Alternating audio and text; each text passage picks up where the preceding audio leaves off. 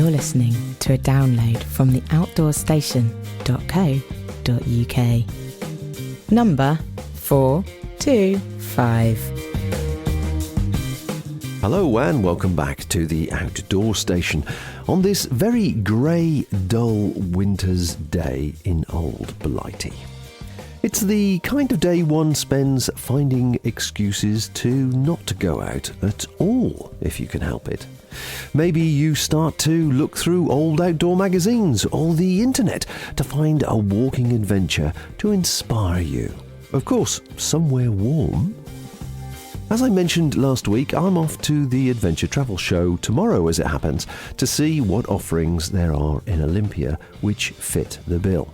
As such, I haven't really had time to organise an interview this week, so I thought I'd go back through the archives to find something warming, which you may have missed if you're a recent listener. So digging through them, I found this beauty. In April 2009, yes, 2009, I did this two-part interview with Shirley Worrell, who had recently completed the GR20 in Corsica. I know it's a popular walk many wish to undertake, so I thought I'd relaunch it to see if it helps you get over these damp doldrums. I've combined both parts into one extended podcast to save you having to find it deep down in the archives. Of course, there's plenty more down in the dirty, dusty digital cellar if you ever want to find more exciting stuff to listen to. Now, it was 2009 when this was recorded, so you need to double check yourself as to the current prices and any changes to some of the information provided. So let's wind back the clock to those pre-Brexit days of 2009.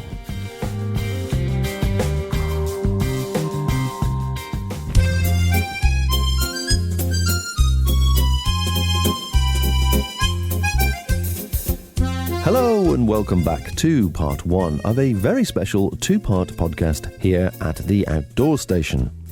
100 miles south of the French coast and 50 miles west of the Italian coast lies a rocky massive in the Mediterranean Sea, known as Corsica. Although its highest peaks only reach 8,858 feet, they hold snow for much of the year, and despite the Mediterranean location and the beautiful sandy beaches, the mountains are renowned for sudden and violent changes of weather. It is home to one of the finest and toughest high-level, long-distance Grande Randonnée walks, totalling 118 miles in length, and affectionately known by walkers around the world as the GR20. There are numerous books written about it. Probably the most well-known is published by Cicerone Press and written by Paddy Dillon. However, books are one thing, and a passionate storyteller is entirely another. Shirley Worrell is well known on various forums as P. Wiglet, and she undertook the GR20 in the summer of 2008. And with the walk being at the top of most UK and European hikers' to-do list, she's very kindly taken time to chat with me about her experience and all it entailed. So in this part one, I started off by asking her a very, very simple question. Did she enjoy it? Well, I had an absolutely fantastic time. I suppose that my overwhelming feeling was, well, one of exhaustion. It took my knees literally months to recover from the sort of daily assault on the very steep downhills. But I was overwhelmed by the beauty of the place. I'd been wanting to go to Corsica for, I don't know, perhaps some 4 years or so. I'd heard things about it that made it clear to me that it was a very challenging walk in very mountainous terrain. But what I think I hadn't appreciated until I got there was just how staggeringly beautiful a place Corsica actually is. Absolutely gorgeous, fantastic views in every direction all the time, wonderful weather. One of the things that always attracts me to walking abroad is sunshine, and up in the mountains, one of the great advantages, of course, is the relative absence of biting insects, and so Corsica had all of those advantages. The sort of amount of preparation work that you did for it then, did it take you a long time to gather the information and also the confidence to do it? I mean, you're a fairly experienced walker, so I would have thought it wouldn't have given you too much fear to approach it. But did it take time to build up that sort of dynamics to go? Well, it's a sort of mixed experience in a sense. The actual time that I spent planning it, I confess, wasn't a lot of time at all because I decided very much at the last moment to go. And in fact, I think having decided that I wanted to go, I set off something like 2 or 3 weeks later. And so therefore, in terms of time set aside to actually deal with the logistics of the thing, i.e. getting maps, reading books, trying to decide what stages I might do on a daily basis, I didn't spend a great deal of time doing that. But on the other hand, as I say, it's probably about 4 years since somebody first mentioned the GR20 to me, and I immediately realized that it was something I'd like to do. But I quickly learnt that, well, the thing about the GR20 is that it has a reputation for being quite a vertiginous sort of route. It's said to be a route that involves a great deal of scrambling, and I don't consider myself to be very good at heights. And so therefore, although I was keen to go, I always tried to be realistic, and I realized it was likely that I would probably go on my own. And so therefore, I have hesitated a little bit because I didn't want to find that I was stuck up a mountain, basically, with no way of getting down. And another thing that scared me a little bit in advance of going was the knowledge that lightning can be quite a problem over in Corsica, as it can in the Pyrenees as well, but to a greater extent, I think, on Corsica. And during that 2 or 3 weeks that I spent reading up on the route before I went, I learnt that lightning strike is, in fact, the highest cause of death on the route. And so that's something that quite seriously gave me cause to wonder whether it was the right sort of place for me. And I contacted a couple of friends, one of whom has done it, another of whom hasn't done it, but was a very experienced walker, and tossed the thing around in my mind, and eventually decided to stop whittling about basically and just get on with it. And now that I've been, of course, I'm delighted that I went. But yeah, I did think long and hard about it because I know that it's quite a serious undertaking, really, the GR20. It's much more demanding physically than anything that I'd done before. And facilities for people to come and rescue you if you have an accident or make a boo-boo, I think are less readily available than they are in many of the other places that I've walked. And so therefore I did take it seriously because it is a serious undertaking. And so although in the end, I only spent 2 or 3 weeks actually dotting the I's and crossing the T's before I set off, I had been thinking it over for a couple of years before I went. All right. And which book, or is there any particular book that actually struck you as being the most useful for getting sort of accurate information, things that were really important to you?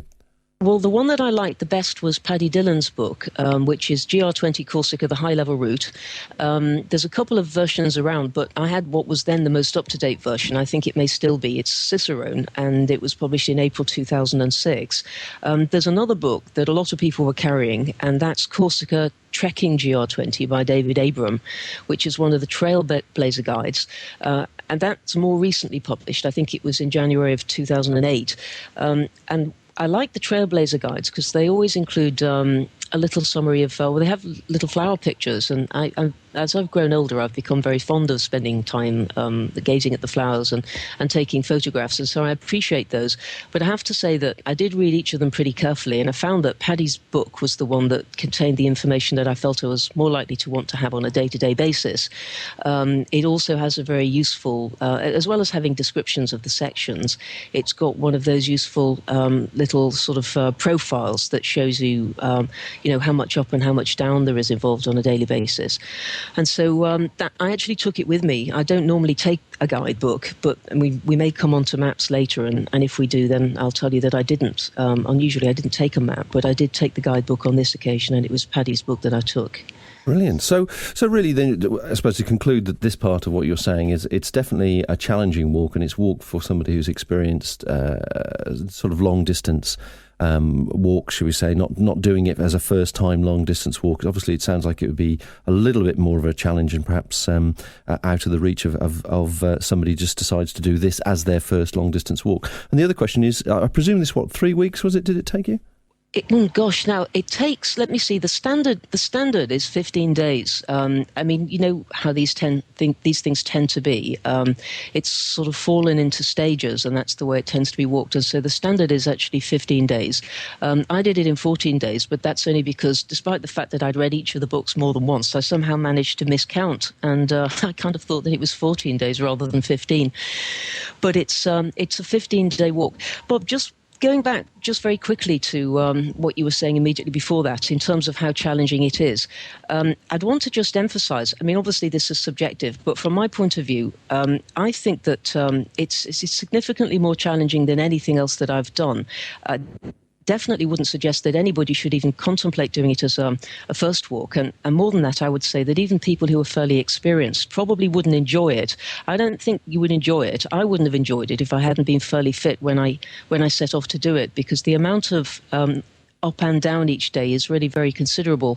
And when you chuck in the need to either be confident enough not to be frightened of scrambles, or alternatively to expose yourself to a little bit of fear and be able to get through scrambles safely. When you include that in the mix as well, it seems to me to be stepping a little bit out of the ordinary in terms of the European walks that some of us go off and do now. I've done 2 or 3 summers on the high-level route in the Pyrenees, and I consider the GR20 to be significantly more challenging than that. Before we sort of start talking about the actual route that you took and some of the key places and so on, obviously we can't mention everything, but I'll be fascinated to hear some of the stories you've got and associated with key places. The books and notes that I've read, obviously you want to take as sort of less gear as possible. Did you approach it from using all the huts as your accommodation, or did you sort of take a small tent or a bivy bag or something as a just in case, or did you mix and match both of them? I took a tent with me. I thought quite carefully in advance about what I was going to do, because one of the things that the guidebooks suggested to me before I went was that it would in fact be possible to use the huts as both a source of accommodation and also a source of an evening meal. And of course the point was made quite correctly that if you choose to do that, then you can carry considerably less weight, because you don't have to have a tent with you. And even if you choose to take a tent or a bivvy, you don't have to be carrying cooking equipment. And so therefore I put quite a lot of thought into that in advance. I decided in the end that I was going to take a tent. And in fact, in the event, I didn't sleep in the huts on any occasion. I slept in my tent on every night. What I didn't do was take cooking equipment. And with the benefit of hindsight, I consider that to have been a mistake of epic proportions. And I don't know if you'd like me to sort of touch on that now, or whether that's something you might please. like to... Yeah, please do. Okay, all right. Well, basically, I think, to be honest, the impression I've got is that the GR20 is one of those walks that's gaining rapidly in popularity. Having read through the guidebooks, it seems likely to me that 10 years or so ago, and perhaps even less than that, it was possible to go to the GR20 and to stay in the huts and to eat really well, very inexpensively. The impression that I've got, basically, trying to make sense of what I've read in the guidebooks and reconcile it with what I met in the huts, which is quite different. The impression I've got is that things have moved pretty rapidly over the course of the last few years, and perhaps the local people have realised that, there's a source of income here that's greater than they initially imagined. And the consequence now is it's actually very expensive, it seems to me, to eat in the huts.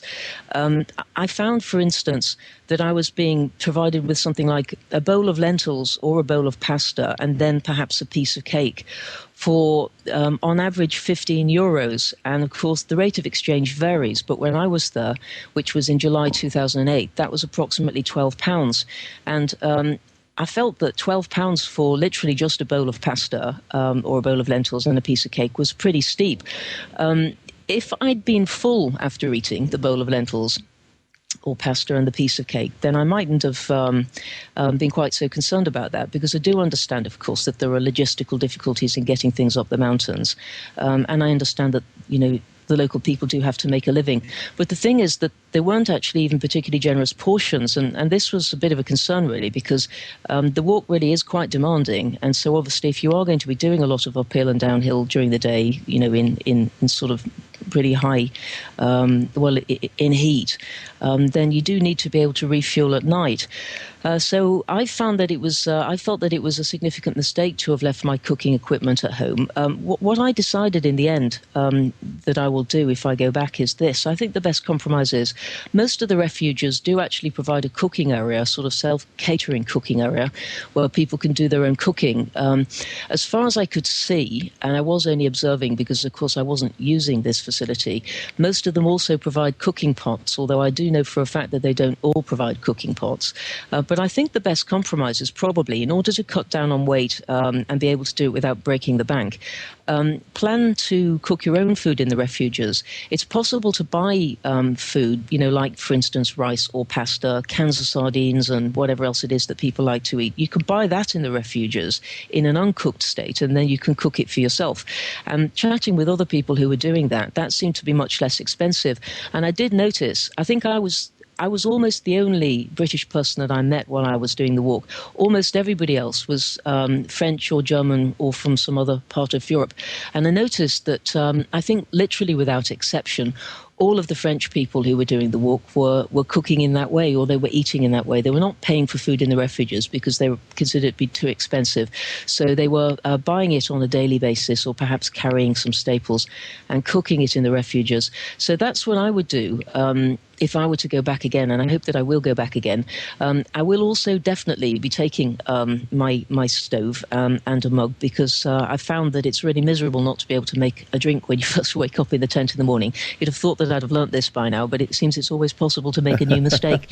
So anyhow, I'll definitely be taking it for that purpose, and for the odd occasion when perhaps I might be able to cook in the refuge. But eating in the refuges is expensive. I mean, breakfast, for instance, is when I was there, it was, I don't know, €7-8, something like that, which is about £5. Well, it's not a fortune, but when you consider that it consists of, perhaps you choose between a cup of coffee or a cup of hot chocolate, and that sort of Melba toast that you can get over there, and perhaps a little pot of jam. So it's pretty insubstantial. So for what it is, it's quite a lot of money. And when you multiply that by 14 or 15 stages, it's really quite a lot. Whereas you could eat very substantially on something that you just bought and cooked up in the kitchen. Okay, so just taking that point a bit further then, if you had have taken your own stove system and pot or whatever, what is the fuel of choice? What is what can you actually get hold of to cook with? Because that has to be the one biggest question that most people have when they go to anywhere else in mainland Europe is, what shall I cook with? Meths, a wood-burning stove or some form of gas, and is the gas going to be compatible? Well, I'll come back to wood-burning stoves in a moment. Meths, I don't know, to be honest, because I didn't look. But when I the only time that I haven't taken a stove, sadly, is when I went to Corsica. So on every other occasion, I use some kind of gas. And when I've walked in the Pyrenees, I've used, the sort of blue bottles of, is it called camping gas or something like this, that they tend to have over here. And I found that it's possible to get a little converter that just screws onto the top of the camping gas bottles, and then I can use it with my British stove. I use a Primus Micron because it's very small and very light, but there are other similar things that work just as well. And so that's what I would do. I did see people using camping gas. So like I say, you can either use the stoves that are available in the kitchens, the sort of, just like an ordinary cooker, industrial things that are available for communal use in the kitchens. Or if you wanted to cook in your tent or make a drink in the morning in your tent, then you can use the camping gas and use a converter. I've no doubt that it might be possible to buy some kind of spirits as well, but I'm afraid I have no idea about that because I've never tried to do that over there. As for the wood-burning stoves, now see, I've never used a wood-burning stove, but I know that you are keen on them. I've spoken to Andy Howell about them. I know he's very keen on them. And I've watched a few videos on YouTube, and they do look pretty exciting. And it might be that a wood-burning stove would be an option. There are certainly lots of little bits and pieces of dead trees that have been struck by lightning. I wasn't paying close enough attention to notice whether it would be possible on the average day to gather enough wood to be able to cook by. But I wouldn't be surprised if it was. So you'd probably have to ask somebody who'd taken a proper look. But as a matter of principle, that might be a possibility. Okay, and do you actually pass through enough villages to pick up some provisions and gas or whatever else, or are you totally reliant on whatever the huts can provide? Well, you're almost completely reliant upon what the huts can provide. In terms of villages, really, you start out at a place called Calanzona, And then, hang on a sec, I have to remind myself. Then I think I'm right in saying you don't then actually get into a village as such until what's approximately the midway point, which is a place called Visavona, which is a very small village, but it feels like a thriving metropolis in comparison with what you've passed through before. But I mean, essentially, the walk is broken into two halves: the northern part and the southern part. And I think most people probably walk it north to south, which is what I did, although, a significant minority of people go south to north. But I think that there are probably more people doing half of the route than there are doing the whole route at any one time. And so in either one of those halves, you're not going to be going through villages on a daily basis as you might do, if you were walking along the Pyrenees, or if you were walking in this country along something like the Pennine Way or the Coast to Coast or the West Highland Way. It isn't like that. I mean, it really is a mountain walk where you're just walking from refuge to refuge. And the refuges do have supplies of things that you can buy. I mean, as I say, you can buy staples. I didn't pay a great deal of attention because I wasn't buying them, but because I'm always hungry, I did notice that they were selling things like pasta and rice and cans of sardines and so on and so forth. And some refuges, of course, had supplies that were more extensive than those available at other refuges. So you can get that kind of thing, but I wouldn't like to rely upon the possibility of being able to get hold of camping gas at any particular stage. I mean, as I say, I didn't take the stove, and so therefore I didn't actually have to look into it in any detail. But before I go back, I will look more carefully and make some inquiries to try to find out where it might be possible to get the camping gas.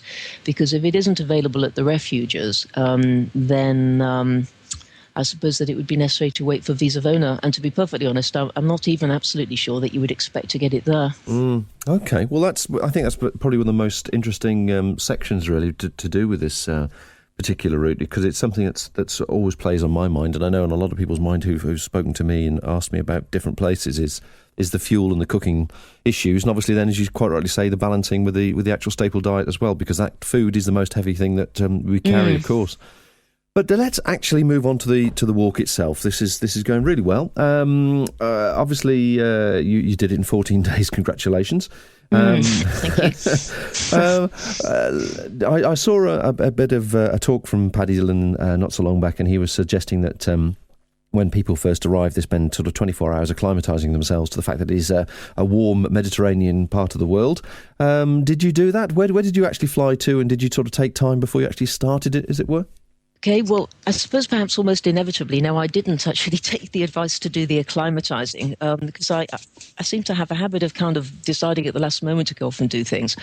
But no, what I did was, in the 2 or 3 weeks available to me to decide whether I was going, and if indeed I was, then how I was getting there, I did quite a lot of research on the internet into how I might get there, and I discovered that you can fly directly to Corsica from London, and I think probably also from Manchester. But it's relatively expensive to do that. Probably, I don't know, last year I think it was probably something like £450 return or something like that. And when I looked around, I found that it was possible to break it into two parts. And so what I did is I flew with EasyJet from Liverpool to Nice. And I think that I left Liverpool at about 7:15 in the morning and got to Nice at something like 10:30 in the morning. And then I spent I don't know, the late morning and early to mid-afternoon in Nice. And then I got a second flight, this time with Air France from Nice to Calvi, which is one of the airports on Corsica. And then at Calvi, I did take Paddy Dillon's advice, which was to flag down a taxi and jump in and ask to be taken to the youth hostel, well, I'm not sure the youth hostel, the refuge, at Calanzano, which is the start point. So that's how I did it. And I found that was literally half as expensive. It cost me approximately £200 return for those flights. And the taxi to Calvi was approximately €30 in one direction. So from Calvi, to Calanzano cost approximately €30. So that's how I did it. And I arrived at, I'm just trying to think what time I actually got to Calanzano. I suppose that it was early evening, perhaps 6 o'clock, 7 o'clock, something like that. And basically, I wandered over to reception. paid, I think it was €4 or something very inexpensive to put up my tent, and then just nipped up the road quickly. I'd been told by somebody there was a spa shop up the road, and I managed to get there just in time to buy some sort of basic lunch supplies that I hope were going to carry me through the next few days. And then I wandered around the village and found somewhere to have dinner. There were several restaurants, and I chose the one that looked good because I could eat outside, and I did. And then I went back to the tent and basically slept, and the following morning I set off. So no, I suppose that I spent several hours in Nice, so in that way, I sort of had time to ease into the fact that I was not working and I was now on holiday, but I didn't have a day to wander around and get used to the climate or anything like that. But I suppose by the sound of it, you've managed to unwind in that wonderful way that when you do get away from Liverpool or wherever, that by the time you actually end up in a place like this, a glass of wine and a nice meal and a bit of sunshine as we watch the sun go down always does help the old temperament, doesn't it? Oh, definitely. So you set off the following day. Is it an early start to get going? It is an early start. I'd heard in advance that many people start walking at what seemed to me to be crazy hours in the morning. I'd heard that some people will start out at 5 a.m. and quite commonly people will leave at 6 or 7. And I'm not very good at getting up early, and I'm pretty slow in the morning, so I was a little bit concerned about that. But I found that I soon slipped into the routine. Basically, people do tend to set off early in the morning. I found that as the walk went on, I was commonly leaving, setting off for the day's walk at something like 7 a.m., something like that. So I suppose that means that I was waking at 6 or possibly, sometime between 5:30 and 6 a.m. and getting off at 7. And the main reason that people do that, of course, is that the heat builds up quite rapidly, during the course of the morning. And I mentioned lightning earlier on and the dangers of lightning strike. And although I'm certainly no expert on climate, I do understand that as the day goes on, you're more likely to encounter those storms. And so therefore, it's a good idea to try to get the walk out of the way before the storm clouds gather and storms containing lightning begin to happen, in the mid-afternoon. So that's one of the two reasons that people tend to make an early start. The second reason that people tend to make an early start is that those people who want to stay in the refuges as opposed to camp outside, I've heard that they like to sort of nip off as quickly as possible to be sure that they can get a place for the following night. I don't know whether anybody encountered any difficulty getting a place while I was doing the walk, because, as I mentioned earlier, I wasn't actually sleeping in the refuges, but I certainly read I think probably in Paddy's book and possibly also in David Abram's book, and definitely in accounts that I've read on the web, that later in the season it can become very busy in the refuges, and so people are basically racing each other rather, from one refuge to another to make sure of getting a place. For those who are camping, as I was, the only sort of advantage other than that involved in avoiding the lightning is of getting the pick of the camping spots, because I found when I got to the refuges, there are camping areas outside each of the refuges. The ground over there was very different from any ground that I'd ever camped on before. It's baked clay, essentially, and it's extremely hard.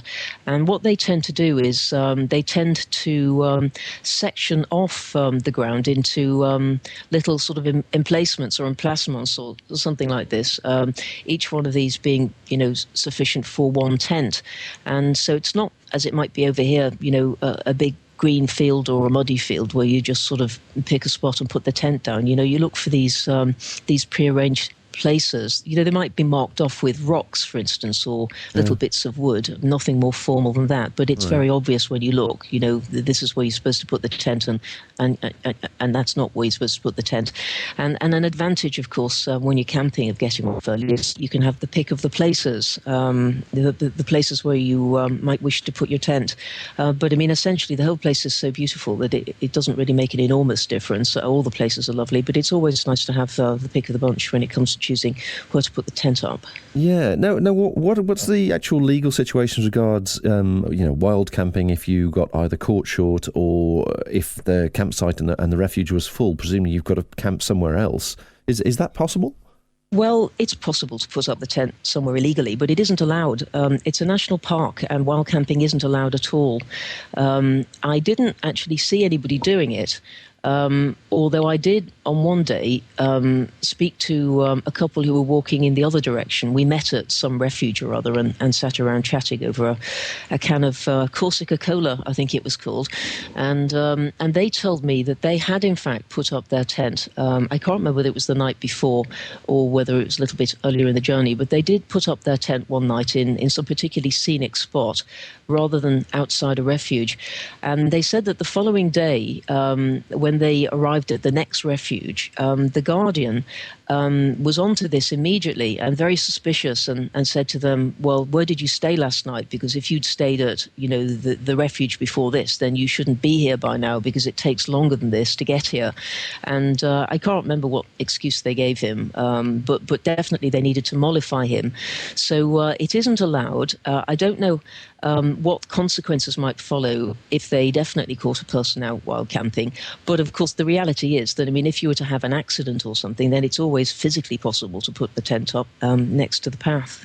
Right, well, coming back to the actual trip itself then, you're obviously following the days as marked out in Paddy's book, or which the book you took with you.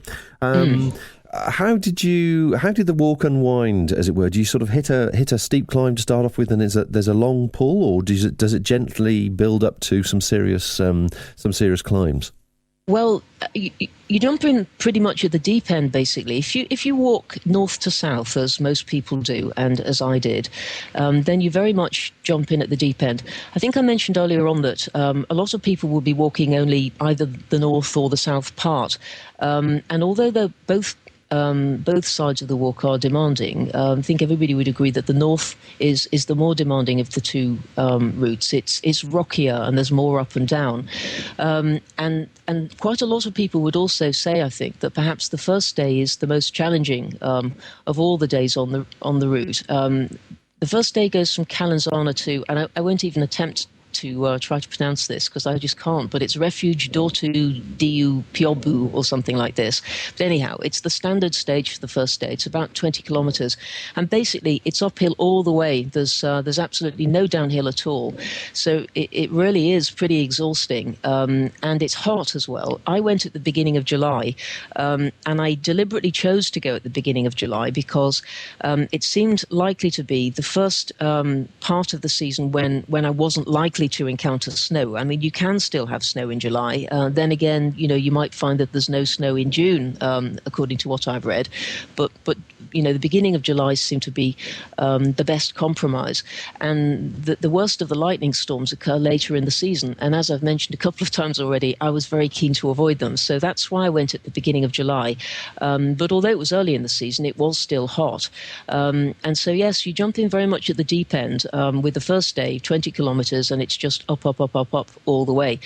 After that, the pattern that most days seem to take is that there will be a very steep ascent, followed by an extremely steep descent.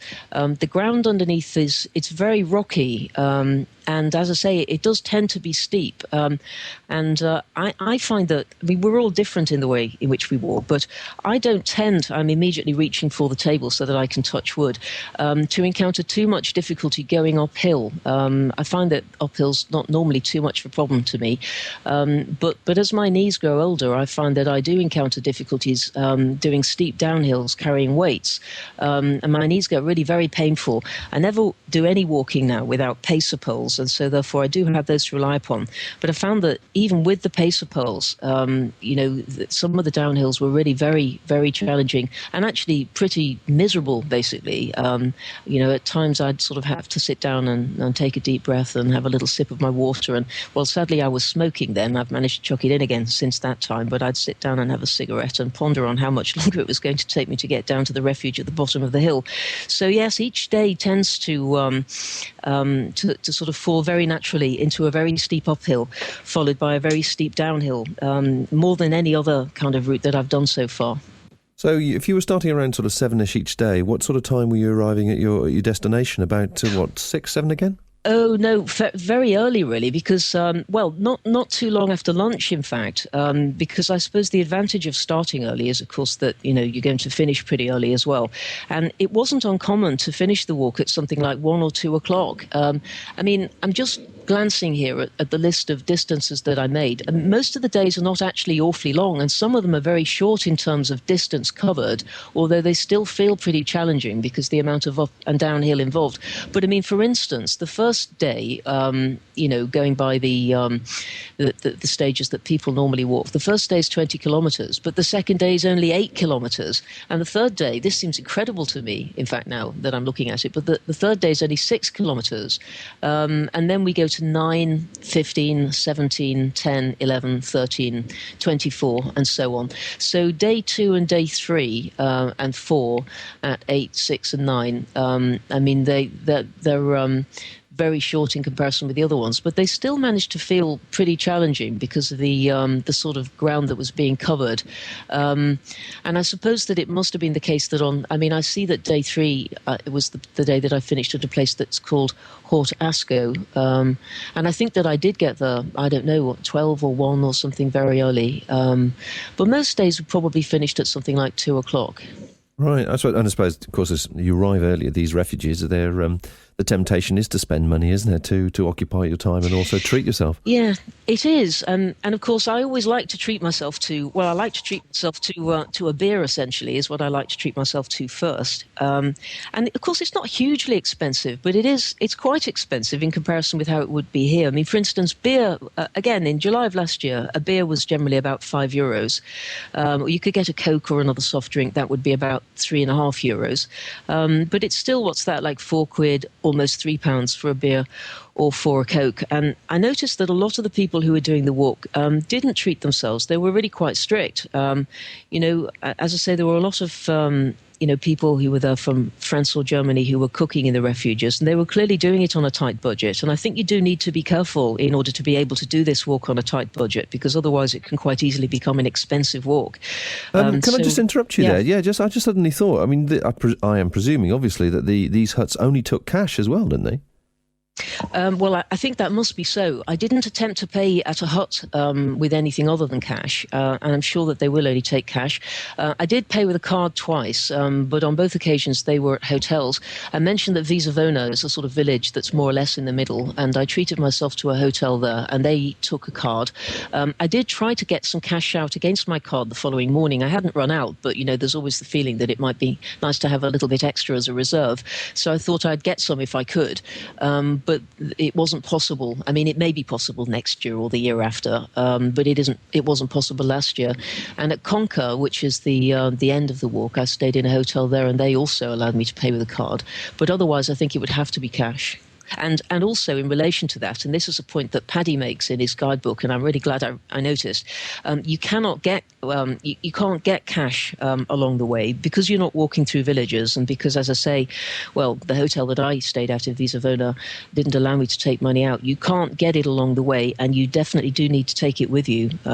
It's absolutely essential that you take it with you. So anybody who's planning to do it, you really do need to think very hard about how much money you're going to need and make sure that you've got it. And I would say err on the side of caution if you can. Take a little bit extra. You can always chuck it back in the bag when you get home, because you can't resupply en route as you can almost everywhere else. Well, with that comment in mind, Shirl, I mean, 2008, how much cash were you actually carrying with you, if you don't mind me asking? No, I took €800 with me, and I was thinking, and so of course I'd already paid for the flights, but the €800 was for everything else, the taxis to and from Calvi, and the refuges, the food, and the beers, and whatever else I might come across, and that was enough. But having said that, because I did like to have a beer in the evening, and occasionally 2 beers, or maybe a beer and a hot chocolate or something like that, I mean, I can't say I came home with tons of cash. I can't actually remember now whether I brought anything back, but if I did, it won't have been a great deal. Now, I know it would have been possible to spend less than that if, as I say, I'd actually bought raw food, as it were, and cooked it in the refuges. But because I wasn't doing that, because I was sort of reliant upon eating in the refuges, I was spending, let's say, €15 for dinner. I mean, it all mounts up. Let's say €15 for dinner, add on 5 for a beer, so you're at 20. If you're going to have breakfast, that's another 8, let's say, so that's 28. And if you want a hot chocolate too, well, let's say that's, I don't know, let's say that's bringing it up to about €30. It's easy to spend €30 a night if you're eating in the refuges, and it would be pretty easy to spend more than that, but it's very easy to spend €30 a night, and when you multiply it by 15, you can see how it kind of mounts up. Certainly soon adds up. And obviously you mentioned it, or you've implied it, that certainly the other Europeans, as it were, that were doing the trip, was the general conversation that it's getting very expensive to do? Did they feel the pinch? Well, I think that is what people felt. I mean, I immediately have to sort of add the caveat that conversation was in French, and my French is not terribly sophisticated, but I do try, and certainly we did try to talk. And I think that the feeling was, that it's quite an expensive trip. And those people, the people that I chatted with, who there were a few people who were doing the whole thing, who started on the same day as me, and so inevitably you get to sort of recognise the familiar faces, and we'd sort of chat when we could, in the evenings when language allowed. And yes, unless I've misunderstood them, they did seem to feel that it was expensive, and they indicated that the reason that they were eating, cooking their own food, and camping in a tent as opposed to eating in the refuge and sleeping in the refuge, is because they were trying to save money on it. My language skills were not sophisticated enough to learn whether they felt that it had become more expensive in recent years than it had been. I mean, I don't know about that, but that's definitely the impression I've got from having read, Paddy's book and looked in David's book and read what other people have said before. I think that it must have become significantly more expensive, in fairly recent years, basically. And on that note, we draw part 1 of these podcasts to a close and hope you return to join us again for part 2, which will be available very soon. For more information about Shirley's GR20 trip and others she has made, do visit her website for photos, detailed information, and a lot of outdoor inspiration. Her website is www.pwiglet.com, and you spell that PEEWIGLET.com. So until next time, folks, safe travels, high peaks, happy hiking, and bye for now. Every month, we're holding a special competition where you can win some fabulous outdoor gear. It's a great way to support the Outdoor Station. The more entries we get, the better the future prizes. During the month of January 2017, the prize is a top-of-the-range outdoor sleeping set. This includes the lightest 3-season backpacking mat, the Neo Air X-Lite Regular, a luxurious 100% premium silk sleeping bag liner, and a practical lightweight pillow sack. The total weight of all these items is only 526 grams, and the combined value is £180. Simply answer the following question and text in your A, B or C answer before the closing date of the 31st of January, and you will be automatically entered. You can enter a maximum of 5 times from the same UK registered mobile phone number. So this month's question is, in the fairy tale Sleeping Beauty, the princess is brought back from the curse of endless sleep by a kiss from A, a frog, B, a donkey, or C, a prince. To be in with a chance of winning, all you have to do is text outdoors and your answer of A, B or C to 82055, or post your answer with your name and contact phone number to Competition, The Outdoor Station, PO Box 924, Worcester, WR4 4GB. Entries are open to anyone aged 16 plus, and you must have the bill payer's permission. Texts cost £1 plus your standard network rate, and the competition closes at the end of each month. Entries received after that date will not count, but you may still be charged. The winner will be contacted within 3 days of the competition closing, and they may appear in future programmes. For full rules plus terms and conditions, please go to theoutdoorstation.co.uk/competitions. Continuing on from part 1, where we discussed some of the costs involved in doing this walk, did she think it represented good value for money? Well, I mean, in a way, it was good value for money because it was an absolutely fabulous experience. I mean, it was a fantastic experience. And, I mean, you might be a bit like me in that certainly, I suppose, I tend to come back from walks where I've had a great time and think, oh my God, it's the best walk I've ever had. It was absolutely fantastic. And, I mean, I've had that feeling before. But really, Corsica was truly wonderful. I mean, everything about it was absolutely wonderful. And so really, when I consider that I went away for 2.5 weeks and had that sort of experience that I'll never forget, and it cost me less than £1,000, then I'd have to say that, yes, it was good value for money. But it's more expensive than walking in the Pyrenees. It's more expensive than walking in the Pyrenees. Having said that, I'm not sure that it's more expensive than walking in England, because of course, if you want to go off and do the coast to coast, as I've done several times, and stay in B&Bs, then that gets very expensive quickly, and you don't have the advantages of the weather. Well, yes, that's a good point, actually. Very fair point. Okay, so back to the walk then itself. You've obviously described very eloquently how the days differ as regards distances and so on. I suppose two things that immediately come to mind. First of all, was there a temptation at any time to actually merge two of the days together if they're only sort of 6 or 7 kilometres? And the second thing, what was the highest point that you went over? Well, in relation to the merging of days, I think that before I went, and when I looked at at how short some of the days were, it did seem to me that it might be a good idea to merge them. But pretty soon when I got there, I decided that I didn't want to do it. First of all, because as I said earlier, the terrain was pretty challenging. And so although a few of the early days are very short, I did feel that I'd actually had a proper walk, even though I hadn't covered a great amount of ground. Secondly, because of course, one of the nice things about doing a walk like this, and particularly if, as I was, you're walking on your own, it's nice to see familiar faces. And of course, if you start nipping ahead, then you don't get the advantage of that because, the people you've chatted with outside the refuge the night before are going to be left behind. And thirdly, I did want to relax. I didn't want to do it any more quickly than I had to do it. And so for all of those reasons, despite what I'd thought before I left, I pretty soon decided when I got there that I didn't want to be going any faster than I needed to go. Having said that, when I realized that I'd made a cock-up with my calculation of how many days were required to do the route, I did at that stage realize that I was going to either have to merge 2 days together at some point or alter my route to miss a bit out. And I definitely didn't want to do that. I was very keen not to miss a bit out. I mean, I'd gone all the way to Corsica and I didn't want to have to not do the last day into Conca or take one of the lower level alternatives that are sometimes available in order to make up some time. And so I did actually walk 2 days together. It was the day immediately after Visavona. Give me half a moment and the day from Visavona, I walked directly from Visavona to Boca de Verde, which was a walk of 24 kilometres in the end, but most people would walk that day in 2 stages. And it was fairly tiring, but it was certainly feasible. It was feasible to put those 2 days together.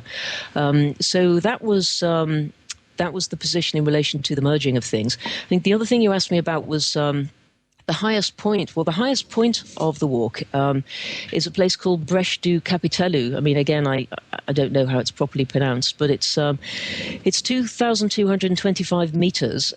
One of my habits when I'm walking is, although I do look at the guidebook in advance, and on this occasion, indeed, I had it with me, I don't tend to read it in an enormous amount of detail. I tend to prefer to just let the thing unfold. So I didn't actually realize until afterwards that I had been to the highest point on the route because I hadn't been organized enough to be anticipating it in advance. But it was a very beautiful place. And I noticed that everybody seemed to stop there, and so I stopped as well. And, there were a few of the familiar faces there when I arrived, and some more of them arrived as I was sitting around. And we probably all sat around for about an hour, basically just enjoying the weather. And there were some very large birds that were flying about and trying to get pieces of people's sandwiches and just basically watching those and watching the lakes. There were a couple of beautiful lakes glistening in the sun some distance down the mountainside. And so I sat around there and watched those for a while. And then eventually we all pressed on.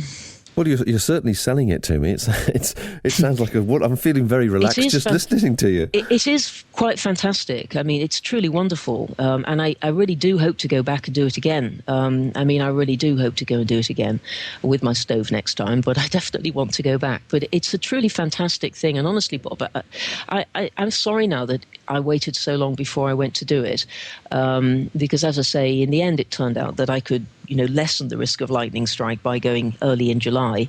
And the scrambling, which we haven't really spoken about yet, turned out to be, with one exception, much less terrifying than I had anticipated. So I'm sorry that I didn't go sooner. But I mean, again, as I said earlier on, it is a challenging route. It really is a challenging walk, I think, far more challenging than the stuff that I've done before. And so I think it's right to think pretty carefully about going to do it and make a sort of proper inventory of whether you're equipped to do it before just setting off. Looking at the books again and the odd little reference books I've got here, they seem to suggest also, if you've got time, to actually take some diversions and pick off a few peaks, as it were, sort of Yes. Monroe style. Yes. Were you tempted to do that at all, or did you see anybody do that?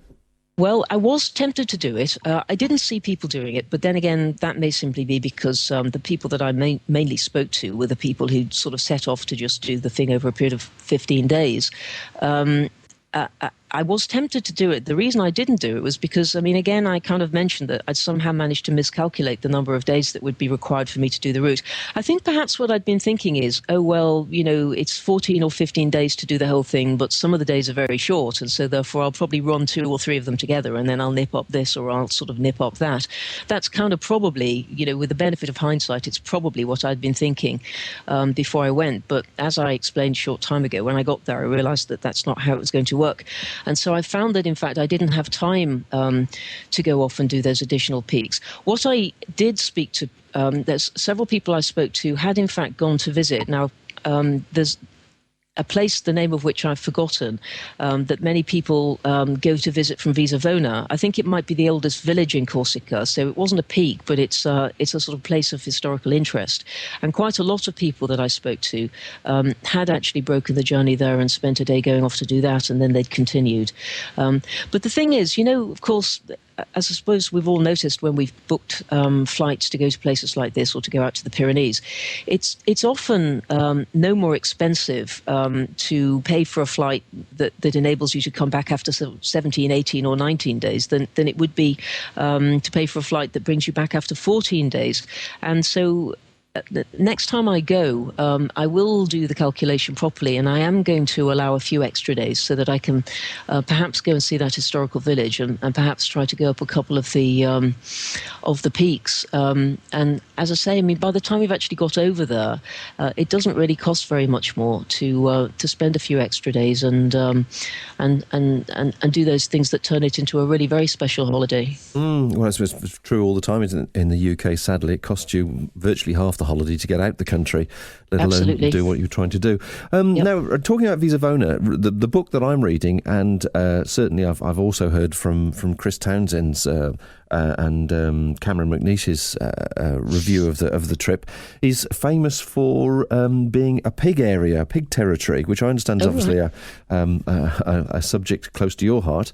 Well, of course. Did you? Because I mean, Chris lost his shoes, I think, to pigs rifling through his tent or whatever.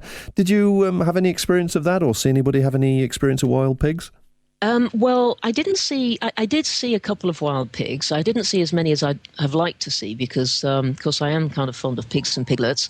And I did see a couple in the mountains on a couple of days. And in fact, I think it might have been at Bergerie de Londa that Chris is alleged to have had his sandals stolen by a pig in the middle of the night. And yes, there are quite a lot of pigs wandering around there, but they were no sort of problem. I mean, they weren't in any way aggressive, and there weren't any sort of, they weren't sort of ravaging hordes of pigs dashing through the villages and carrying the tourists away. There's nothing like that. They all look very friendly, in fact. No, I was thinking you weren't actually carrying very much food, though, for them to rifle through, I presume. Oh, sorry. Well, no, I suppose that I wasn't. I did have bits and pieces of food, of course, but no, I didn't. And I was aware, I had it in my mind all the time. I'd read Chris's story, his account of having his sandals stolen in the middle of the night, and it was in my mind. In particular, it was in my mind when I stayed at the refuge where it happened. But no, I didn't have that problem. I'm not sure how it I think that at the refuge where Chris's sandal was stolen, I mean, there's a fence there now, and it may be that it wasn't in place when Chris and Cameron did it, or if it was, it may be that the pigs burrowed underneath or something. But no, I didn't encounter anybody who had any difficulty or problem with pigs or any other creatures stealing their kit. SAS pigs, obviously. Now, from Visavona, you've obviously replenished yourself. You've had a nice hotel's rest, and I'm sure pampered and rested and topped up with things. You're bound to be in the stride by now. Did you find mentally it became it was definitely a north section and a south section, but your approach to it was much more comfortable, and all the fear and all the little things that were worrying you had disappeared, and you topped up presumably with snacks and things there as well before you set off? Yes, it's probably fair to say that. I mean, I wasn't quite as relaxed as I might otherwise have been on leaving Visavona, because that was the day when I actually walked 2 stages. And so, of course, I had to press on fairly quickly in order to get both of the stages out of the way. But I knew that I was embarking upon the part of the walk that was less vertiginous. And since I'm not particularly comfortable with heights, I felt happy about that. Excuse me, please. And I'd become used to the climate. And I read before I left that, there were black widow spiders. And I knew, of course, that there would be scorpions in Corsica. And although I love wee creatures, I don't relish the idea of sharing a sleeping bag with them. And I had worried a little bit about whether my sleeping bag might fill up with black widow spiders and scorpions during the night. But I'd learned by the time I got to Visavona that wasn't going to happen. And so, yes, in little ways like that also, I was able to relax and just settle into it. And yes, I mean, the second part of it I felt less demanding physically than the first part, but it was still pretty demanding. It's just a slightly different sort of terrain, really, not perhaps as rocky and not quite as sharp, and the ups were not quite as steep, and the downs not perhaps quite as steep as those that I'd encountered in the first half. The scrambling you were talking about, then, where is there a particular area where it's all condensed together, or is the scrambling dotted throughout the whole walk? Well, the scrambling, there may have been bits of scrambles in the second part. If there are, I don't remember them, although, I could remind myself, I suppose, by looking through the guidebook. But basically, the scrambling comes mainly in the first part. On a day-to-day basis, there will be little bits where you need to, go down a little tiny scramble, a steep, slabby bit of rock maybe, nothing terribly demanding. And if it's thought that there might be any sort of difficulty, then frequently there will be a chain there to help. But there is one, as it were, sort of... the place that's famous for a scramble on the GR20 is the Cirque de la Solitude, which comes on, I'm just trying to work it out, I think it's on day 5. And this is a huge bowl, essentially. Yes, it is. Or was it day 4? No, it was day 4. It's a huge bowl that you come to about 3 hours out of Hort Asco. And you have to sort of climb down into it, and then you climb back up out of it on the other side. And that has a fairly fearsome reputation. And as a person who is nervous of heights, I felt that it deserved its reputation. It's definitely a place where it's necessary to be careful. And if you don't take your time, then unless you have no fear of heights, it's a place where it's possible to feel a little overwhelmed. But having said that, it's very well equipped with chains and ropes. Unless it's wet underneath, unless the rock is wet, then it's nice and grippy. And I think if you take things a step at a time, then there's no reason why it should be a problem, as long as you're careful. I mean, I realise I've sort of inserted about 1,000 caveats into that, but I do feel that it's necessary to recognise that the Cirque de la Solitude can be a dangerous place.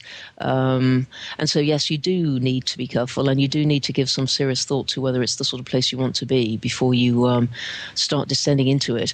As it happens, when I started into it, I hadn't even reached the first set of chains when a group of 3 people came up behind me, and it turned out that they were Corsicans, in fact. They were Corsican people who were very experienced walkers, and one of them, a chap called Freddie, has sometimes worked as a guide, and he must have noticed, even though I was trying to appear confident, he must have noticed, I think, even from behind, that I had kind of the look of a nervous walker about me, and he just sort of stepped past and basically guided me down at the same time as he was guiding his friends down, which was great. And in fact, we all became friends, and over the course of the next few days, we walked together, and when I'd finished the walk, they invited me very kindly to stay with them in Bastia, which was incredibly kind, and I did stay there in Bastia. That was pretty brilliant. And so therefore I had the benefit of Freddie, you see, to help me through the Cirque de la Solitude. But when I was sitting in the refuge that night after the experience was over, sipping on my pastis, because I'd moved on from beer to pastis by that stage, and I asked the other people what they'd thought of it, and nobody else, seemed to have had any particular difficulties with it. I'm not aware of anybody who started the walk on the same day that I started it who got to the Cirque and couldn't go on.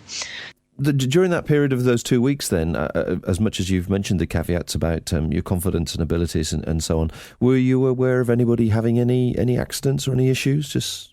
I wasn't aware of any accidents, but I did come across an English bloke, actually, I think it must have been the end of, perhaps, it was either the second or the third day. I met an English bloke at one of the refuges who told me that he was finding it more frightening, basically, than he'd expected it to be. He'd gone up, he got a little bit lost that day. He'd gone up some rocky promontory accidentally and thought he was going to fall to his death. And I mean, clearly he hadn't, unless I was chatting with his ghost. But he decided that he wasn't going to go any further, and I didn't see him after that. And in fact, on the first night, on my first night when I was camping at Calanzana, there's a group of, I think it was 4 young English blokes camping in the next tent. And I saw them off and on over the course of the next couple of days, but then after that I didn't ever see them again, and I don't know what happened to them. I'm sure that they finished it safely, but I did wonder whether perhaps they'd found that it wasn't what they were anticipating and had gone off to do something else. So no, I'm not aware of any accidents, but I certainly came across one person, and possibly more than one person, who decided it was too demanding, and so they went off elsewhere. I mean, actually, having said that, I did come across a person who'd had a bit of an injury. There was a young Englishman again. He was at the refuge in Calanzana when I first arrived there, and he'd twisted his ankle very badly, so he'd had to leave his friends some days earlier and make his way down, and he was waiting in Calanzana for them to come. But I mean, one of the nice things about the GR20 and Corsica being a relatively small place is that, you see, if you do have that kind of experience, if you do embark upon the walk and find that it's you're not enjoying it, or you are enjoying it, but you don't feel that you can continue with it, then it is possible to simply come off the route and go and do something else. It's not terribly difficult to do that. Certainly Paddy's book, and possibly David's as well, incorporates, as it were, escape routes that are described in relation to, I think, probably every stage. It'll say, it's not so much directed at people, who've changed their mind. It's more that they're included, I think, for in case the weather is dreadful, and so therefore it's not safe to be on the higher parts. But basically, there'll normally be something there to tell you how to get down to a lower point.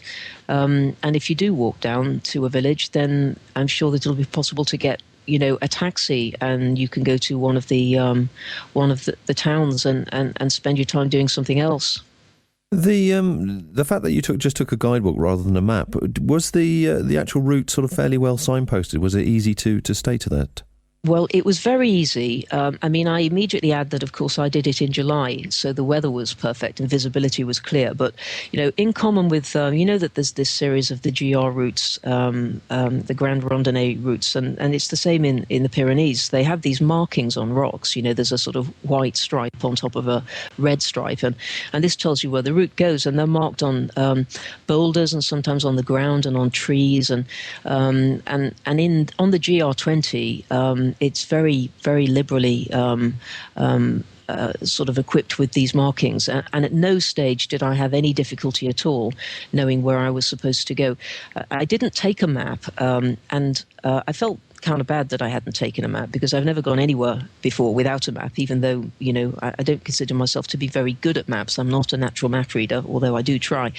But I hadn't actually been able to get hold of. I think there are two 1 to 50k maps available, and I just hadn't been able to get hold of them in the time that was available to me. And so, since everything I'd read had suggested to me that I probably wouldn't need one, I just took a compass so that at least I could know which direction I was walking in if mist came down. And I set off with the guidebook and knowing that the markings were there. But the markings were so frequent and clear that I didn't have any difficulty at any stage, which is unprecedented for me. The trip itself, as you came to the end then, like a lot of walks, sometimes you have this big winding down and this sinking feeling that sort of takes place as you start to sort of see the end in sight as well. I'm sure you saw the coast and the views and so on. Did you feel, sort of slightly disappointed it was coming to an end, or did you sort of feel elated that you'd got there safe and well? Oh, well, it was the usual mixture of those two feelings. I was certainly elated because it was an achievement. I felt it was an achievement. It was very physically demanding, and it was something that I'd wanted to do but been a little apprehensive about trying for several years. And so as I was approaching Conqueror, I realized that I'd almost finished. And so, of course, I did feel an immense, I felt I was elated. I was delighted to have done it. At the same time, I was very much looking forward to being able to put up my feet and go and sip at some more pastis and perhaps find myself a hotel, and that was good. But there's always the feeling of being sad that soon it'll be time to go home and get back to the drizzle and the sort of the mundane toil of every life and so on and so forth over here. So I always have mixed feelings at the end of any walk, but certainly it did feel like an achievement, and there was basically I felt very happy to have finished. And it's not a disappointing end, I presume. You could get to Conquer and celebrate. No, I didn't find it disappointing at all. I wandered down into Conquer. The refuge that I stayed at the night before, the refuge di Paleri, I think it's called, was really the most beautiful of very many beautiful places that refuges that I'd camped outside over the period of the preceding 2 weeks. It was absolutely staggeringly beautiful. Although I had an early night that night, but the other people who were staying there, I think, all sort of got round a table and shared some beers and probably not pasta, sandwiches perhaps, but they all had a really good time, and there was, I think, pretty much a sort of festival atmosphere because it was the last night. And as I say, I had an early night, and so I slept through that. I hadn't realised it was taking place. But the following day, I made my way down, and there was the usual steep descent. But when I found that I suddenly emerged from a wood onto a road and realised that I was in Conquer much more quickly than I'd expected it to happen. And then I was quite looking forward to finding my way down to, the bar where I could sit down and put down the rucksack and have a drink.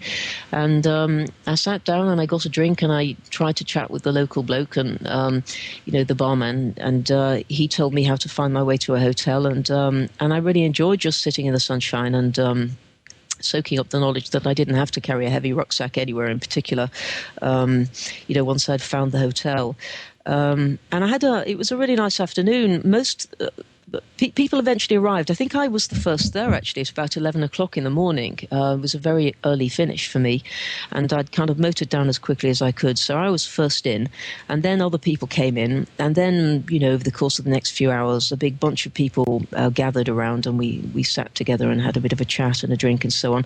And then most of the other people got on a bus and went off somewhere else. But I decided to stay in Conquer. And an Italian man that I'd met at a refuge perhaps a week earlier, he was also staying in Conquer, and so we spent a couple of hours together chatting over a beer and a pastis at the bar, and then I went off to get something to eat at one of the local restaurants, and then I went back to the hotel. And then I'd had quite a lot to drink during the course of the afternoon and the evening, and so I was probably fairly sort of blitzed by that stage, and I had a little bop along to my MP3 player in my room, and that was great. And then I sat outside and enjoyed the warmth of the evening and basically the beautiful smells coming up from the forest, and wished I didn't have to go home. So no, it was a lovely, relaxing last day. Worried a bit about how I was going to get to where I needed to be the following morning, but apart from that, it was very relaxing. I enjoyed it a lot. And just to conclude, then, how did you get back? How was the transportation? Okay, well, I'd been invited by the three Corsican people who I'd met earlier on the route had invited me to stay at their apartment in Bastia. And so therefore what I decided to do was to get a bus to Bastia and then spend the night in Bastia and then travel by train from Bastia back over to Calvi the following day. And so I left the hotel at about 8 o'clock in the morning and walked down to the Gite, which was a sort of pleasant 10-minute stroll, and got on the Gite. I think it was €4 from the Gite to the local village, Sant Lucy de Porto Vecchio, I think is where it was. And then I got onto a bus there with the Italian bloke and a couple of other people, and had a journey of about an hour and a half, perhaps it was, to Bastia, and then spent the evening in Bastia with the friends that I'd made earlier on. And then the following day, I got on a train from Bastia and went over to Calvi, and later in the day I flew home, and that was that. Well, nice and simple. I mean, would you advise people to allow a day at each end just to ensure there's no panic in getting to wherever you want to start and finish from? I think that certainly it's a big advantage to have a spare day at the end if you can. This was a piece of good advice that I read in Paddy's book, but I didn't take, and I kind of really regretted it.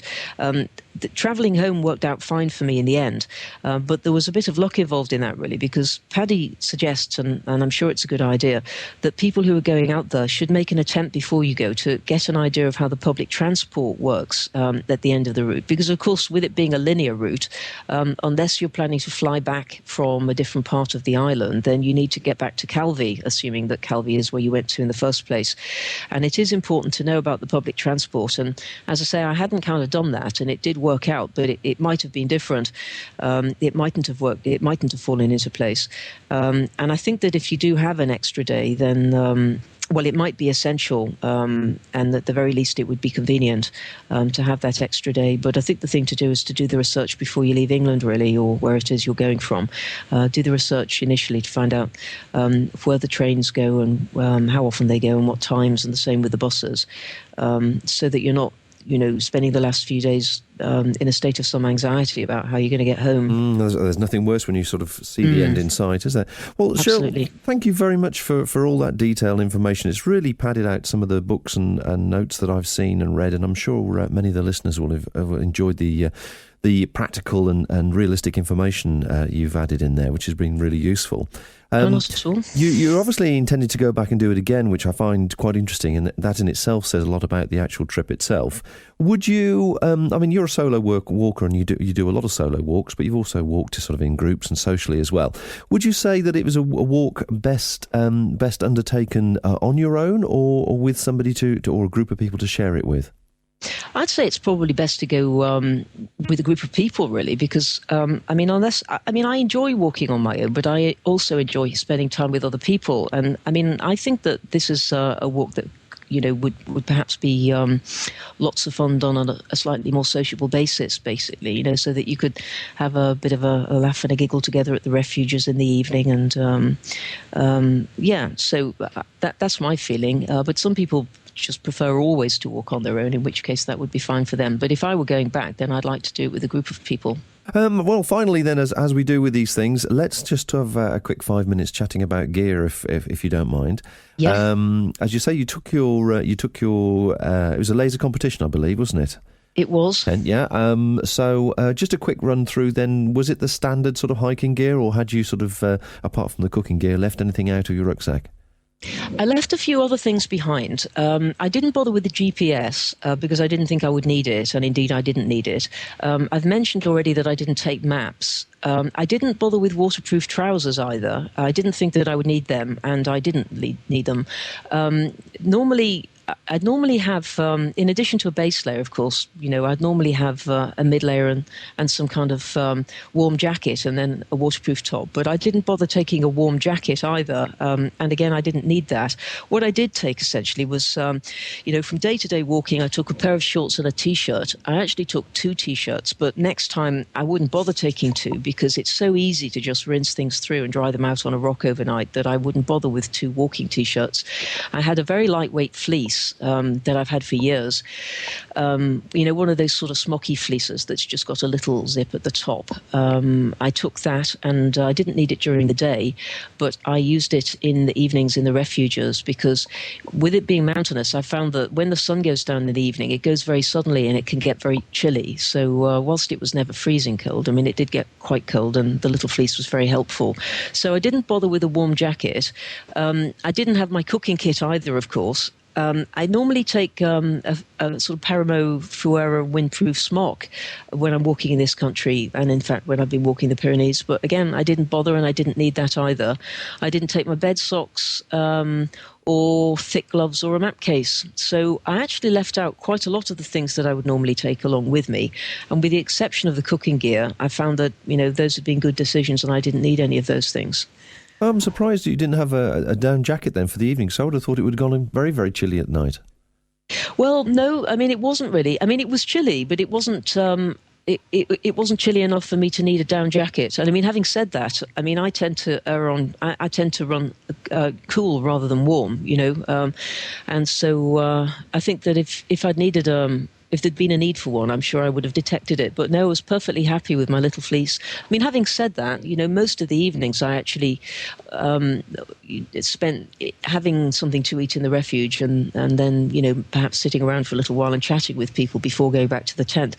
But once I got into the tent, it was lovely and warm. I suppose that the ground, of course, had absorbed a lot of heat during the course of the day, and I suppose that radiated up, and I really wasn't cold. Okay, so sleeping bag, sleeping mat? Yes, I took a lightweight sleeping bag. Just let me see. I had a PhD Minimus, which is 520 grams. I've had it for several years now. It's very lightweight. It was absolutely perfect. Some nights it was so warm that I just basically pushed it down and lay on top. But on those occasions when it was chilly, it was warm enough almost all of the time. I've got into the habit of I carry a very light bivy bag with me all the time now. It's an Equinox Mummy, and it's only 188 grams. So I had that. It's partly so that if I'm having a drink in the tent, I don't have to worry if I accidentally spill it on the sleeping bag, because, it'll just run off the bivy. I think there might have been one or possibly 2 evenings or 2 nights when I was just a little bit cold, perhaps when I was camping a little bit higher up. And on those nights, I put that lightweight sleeping bag in the bivy, and then I was toasty warm. For a mattress, I actually took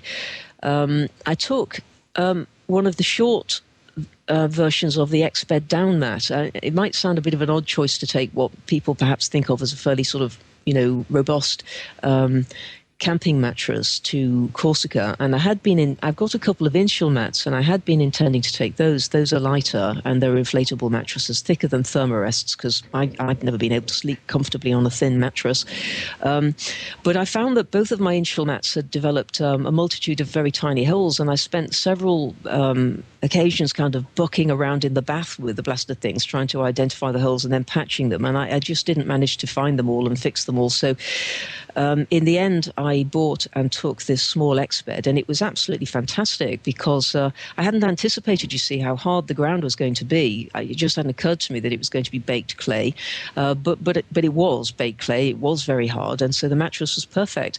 And although it's a fairly robust mattress, it's still less than 600 grams, and so I was delighted with that. And because I always have, those very tiny little Thermarest squares, the tiny little inflatable squares that you can use to sit on if you stop for a drink. I always take one of those. I mean, I think that other people make them, but mine happens to be a Thermarest. And I put my feet on that, so that my feet didn't get cold, even though the mattress was only short. And yeah, that was my sleeping kit. Brilliant. So no big sort of wardrobe of clothes then, no big great changes of clothes, just one set of dry and one set of clean, something like that? Yes, well, I had one pair of shorts and 2 T-shirts for walking during the day. And as I say, next time I wouldn't bother with 2 T-shirts. I'd just take one. For the evening, I took a T-shirt, a very lightweight old silk T-shirt that I bought from Marks and Sparks thousands of years ago. I took that because it's very light and squishable. And I also took my zip-off Terra pants, that's the ones, yes. I took some of those as well. I think they're the old-fashioned old-fashioned ones, but I've had them for yonks and I really like them. So I took those for the evenings, and I suppose because they are the zip-offs, I was probably thinking that if I needed to swap shorts during the day, I could do that, but I didn't need to in the end. And they were perfect. So for the evening, I had the Terra pants, this sort of very lightweight T-shirt and the very lightweight fleece. And I've got a very ancient Helly T-shirt that I've had for 20 years that I always take to sleep in. At home, I would have some kind of fleecy, bottoms as well, but I didn't bother. I just took the T-shirt, and it was fine. That was that. I took 4 pairs of socks. The short kind of ankle socks. Smart Wool Adrenaline Light Mini Crew is what I took. And I could have managed with 3. I probably could have managed with 2. But my idea was that one of the pairs I'd be able to use for the evening. So I took 4 pairs of those. I was on my feet. I was wearing the rock lights that I've been using for walking in for several years, and they were absolutely fine. I mean, the only thing, they were fine in terms of being grippy, in terms of being light, in terms of providing enough support. In all of those respects, as they always have been before, they were absolutely perfect. Unfortunately, I better mention, because it does tend to keep happening, it seems, the soles started peeling away on each of the shoes, and I thought that this was a problem that they'd sorted out, but apparently not, because it was a brand new pair of shoes that I bought for the trip, and it worried me a bit that, I mean, as you'll appreciate, if the sole's coming off and you're on kind of rocky mountains, then, you get a bit afraid that you're going to trip, but I didn't trip, and in terms of comfort and support, they were perfect. And I also took, those things, Crocs, those very lightweight... lightweight, yeah. Yeah, so I took a pair of Crocs for the evenings, and they were absolutely brilliant. I found that I wore them on the flight, I wore them in Nice, I wore them in the evenings, I wore them in the showers. On the couple of occasions that I went for a swim in a rocky pool, I had them on there as well. And they were just great, and they weigh virtually nothing. And they're a little bit bulky, but they don't take up loads of space. I think I might actually have clipped them onto the back of my rucksack, or perhaps I stuffed them into the back pocket, I'm not sure. But they were perfect, so I took those as well. And some knickers and a couple of running bras, and I think that was it in terms of... so I was going to say, I did take a very lightweight pair of gloves. I took my Tilly hat, which was perfect. I mean, happily, there was only one sort of rainy day. The rest of the time it was sunny, and the Tilly was lovely. The thin pair of gloves I needed on the one kind of windy morning. And what I forgot to mention is although I didn't take waterproof trousers, I did take, the Berghaus Pack Light smock. I took that. It squashes up to virtually nothing. And I wore it, I think, twice, and it was absolutely perfect. Right. Okay. So just to quickly conclude then, what would you leave behind next time if there was anything at all, and what, apart from the cooking gear, should you have taken? Apart from the cooking gear, I don't think there was anything else that I should have taken. I think, it all worked out. And there's... Oh, sorry, that's not quite right. I'll tell you what I should have taken that I didn't take. Spare batteries. I hope that nobody else will make the same stupid mistake that I made here. I forgot on this occasion to take spare batteries, and that turned into a really big problem because it's very difficult to get them on the GR20. The only place that I could actually get them was at Visavona, which of course is halfway through the walk. And I'd realised my mistake, during the sort of northern part. And I'd wanted to take, those convenient little films that you can take with a lot of the little digital cameras these days. And I had to stop doing that because, of course, I was sort of going through my batteries at a great rate of knots. So, yes, sorry, that's what I should have taken. I should have taken plenty of spare batteries of decent quality. So I hope nobody else makes the same daft mistake. And the other thing, actually, I realised with the benefit of hindsight that I should have taken is I'd heard that there's hardly any mobile phone reception there, and so therefore I didn't bother with a charger, and I almost didn't bother taking my mobile, but I did take it in the end. And then I found that although there isn't reception all over the place, I mean, there is reception in a couple of places. I mean, Hort Asco, for instance, and some other places. And I soon realised that as soon as there was reception, of course, I wanted to check my texts, and I wanted to send some texts, and then I wanted to add some money on, and the battery ran down quickly. So I should have taken a spare mobile battery too. This is something I've done in other places. They're very inexpensive on eBay, and you just charge a couple up and stick them in your pocket, and there you go. So I should have done that as well. Well, certainly I remember being a recipient of one of your messages and being green with envy that you were sitting somewhere fantastic and having a cold beer, having just done some particular peak. It sounded fantastic. I think it was probably that very place, actually, Hortasco. I think that's exactly where it was. Just a very quick aside, and something that obviously is important to a lot of people these days is that from an environmental point of view. What are your suggestions, or what do people do regarding the toilet facilities? Did you take a toilet trowel, or do you use it just at the huts, or what? Do you know, I don't think I did take the toilet trowel because I knew that I was going to be able to use the huts. I mean, basically, facilities exist at the huts. Even if you're not staying in the refuges, even if you're just camping outside, that you're able to go and use the shower. I think they've all got showers, and none of the showers are hot. It's just sort of cold water that's, I suppose, accumulated from rainfall or something, and so they're absolutely freezing cold, albeit very refreshing once you actually get out and rub yourself down a bit. And toilets as well. There's sort of toilets outside, or sometimes there are little blocks, and so I just use those, and anybody can use them, whether you're staying at the refuges or not. So that's what I did, and it wasn't a problem. Excellent. Great. Well, Shirley, thank you very much indeed for taking the time. This has been a fascinating content, and I'm sure many people have appreciated it. I've certainly had emails from people desperately waiting to hear this conversation. So, well, not at all. It's my pleasure, and I hope that there's something useful in there, and that I hope it might encourage somebody else to go out and have an equally brilliant time. It certainly sounds definitely one on our list to achieve, and I'd love to give it a go. And you certainly sold it to me. Definitely big time. I suppose the next time I'm going to catch up with you actually will be in Scotland on the yes. TGO Challenge. Hopefully, extremely exciting. Yeah, somewhere remote. So until we actually meet again and catch up with you and get some more interesting stories and adventures that's happened to Shirley, thank you very much for your time, and have some safe travels. Thank you very much, and you too, Bob. Take care. And that concludes part 2 of this podcast series about the GR20. My thanks to Shirley for taking the time to share it all with us so eloquently.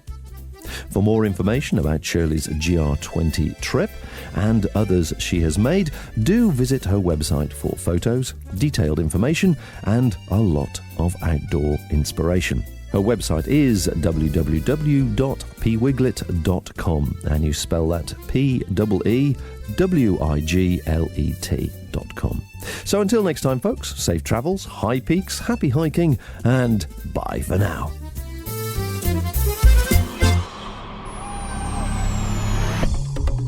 Thank you for listening to this podcast. To hear more from our extensive free library, please visit the website at theoutdoorstation.co.uk. You can now follow The Outdoor Station on Facebook, where we chat about each programme we produce, answer questions, and discuss future productions. Why not join us there? This podcast is produced and hosted by theoutdoorstation.co.uk.